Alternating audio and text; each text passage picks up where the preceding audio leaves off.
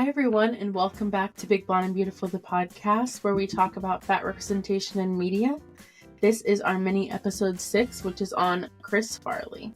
So Chris Farley was born on February 15th, 1964 in Madison, Wisconsin. He was one of 5 children. As a boy, Chris Farley was taunted about his weight, and he found ways to cope by poking fun at himself, eventually becoming the class clown. He was inspired to go into comedy after seeing John Belushi in National Lampoon's Animal House.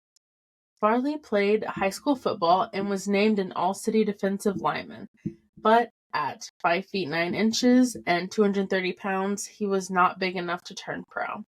However, his athleticism would become key to his comedy. In 1986, Farley earned a bachelor's degree in theater and communications from Marquette University.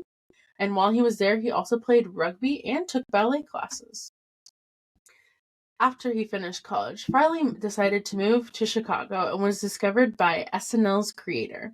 He joined the cast in 1990, and Farley's physical antics often played on his size, and he expressed concern that if he lost the weight, it could hurt his career.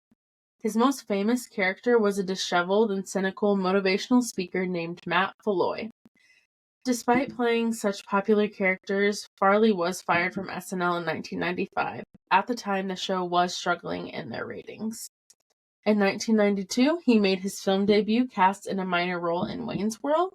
And in 1995, Farley starred with David Spade in Tommy Boy, which depicted the real-life rapport between the two best friends. The film received mixed reviews, but became a cult classic.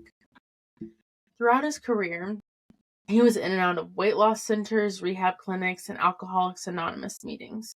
Farley struggled with addiction for a number of years. And on December 18th, 1997, he sadly died from an overdose of opioids and cocaine, commonly called a speedball. And he was only 33 years old.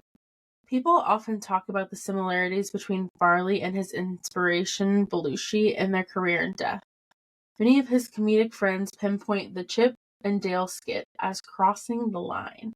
It's a skit where him and Patrick Swayze were dressed as Chip and Dale characters, auditioning, and it just all around poked fun at his weight. This was a very common theme in his characters and the comedy he did. He felt like he had to cater to this type of humor and continue to maintain his weight in order to be successful. And unfortunately, that is another part that drug him into doing drugs and coping in that way, which did lead to his death. If you want to learn more about Chris Farley, I encourage you to do your own Googling, go watch documentaries, just go read about him.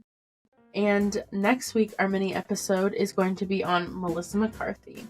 So until next week, stay fat and fabulous. Bye.